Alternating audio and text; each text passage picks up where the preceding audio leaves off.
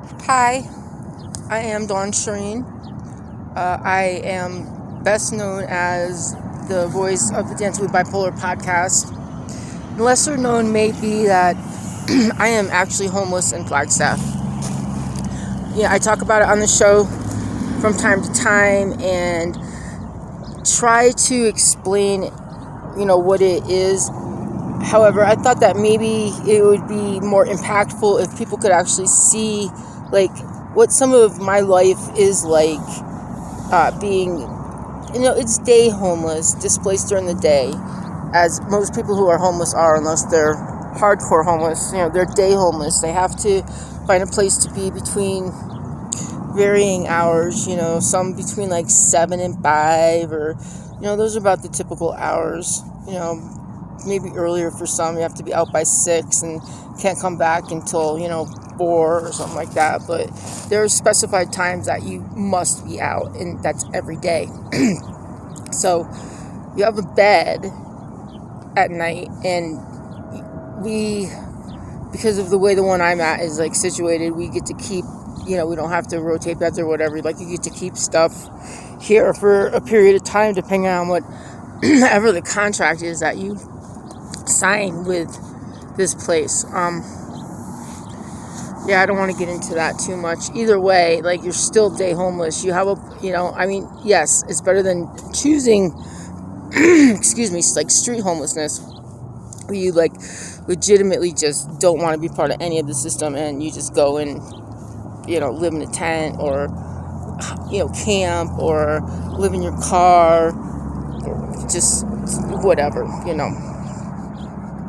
And I can actually understand that mentality. I'm not there yet to do that.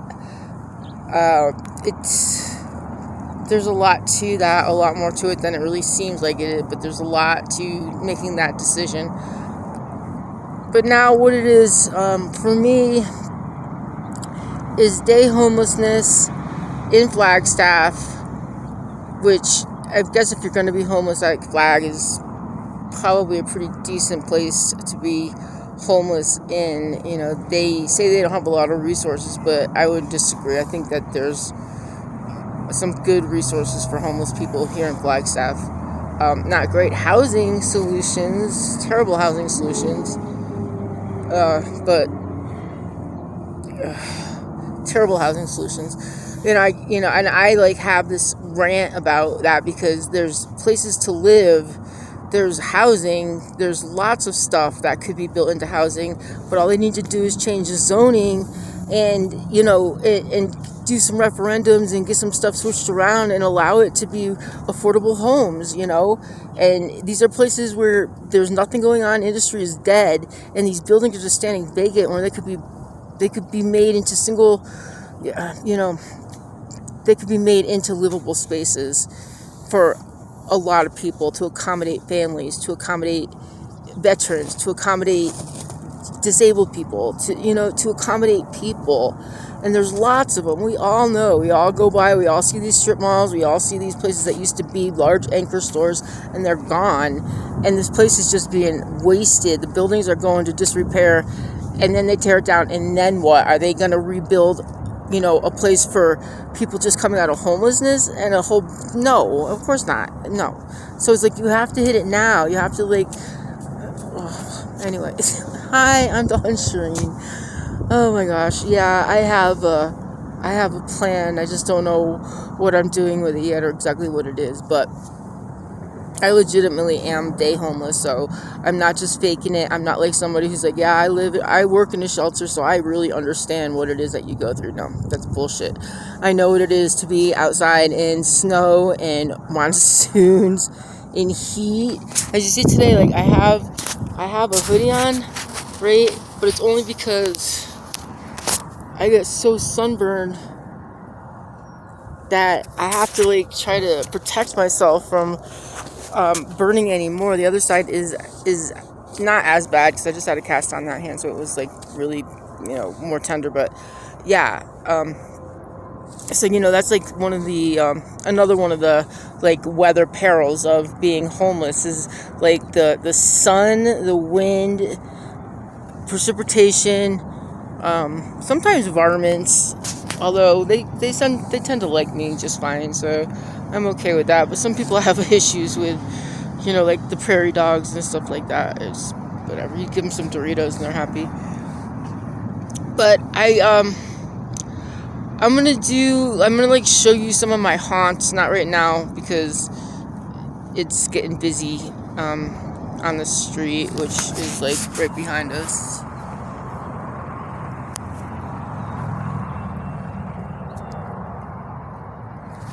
It's actually Route 66 right behind us, and then this way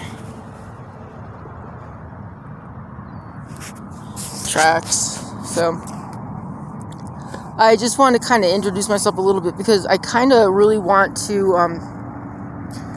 use this to help to just put a different face to homelessness, a different voice to homelessness, a different view of homelessness. And I really would like to open this forum for people to ask questions and just let your concerns or your experiences, or if you want to talk to me and you're in Flagstaff and hook up in the comments, or like I already said, the podcast is Dancing with Bipolar, so it's easy enough to find me. dancingwithbipolar@yahoo.com. You can just send me a contact, and we can make it happen and let people see the faces of Flagstaff that are homeless, that we're not monsters, we're people just like they are. We're just fell one day unluckier than they have so far. So that's really what it's all about. But I am gonna like take some walk and talks in the future and show you some of the, I don't know, I say seedier because that's probably not the right word, but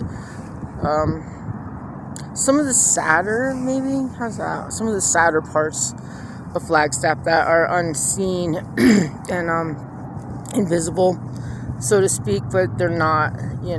If you have your eyes open, things are apparent, and that's the sad part of homelessness, is that it becomes invisible. Like, we see all this traffic back over here and all, right?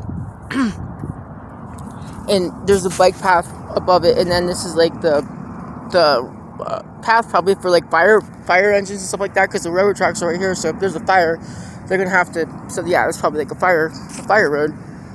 But I can promise you that maybe 1 out of every 150 cars that go by, the people actually look further than 50 yards from one side to the other side, literally.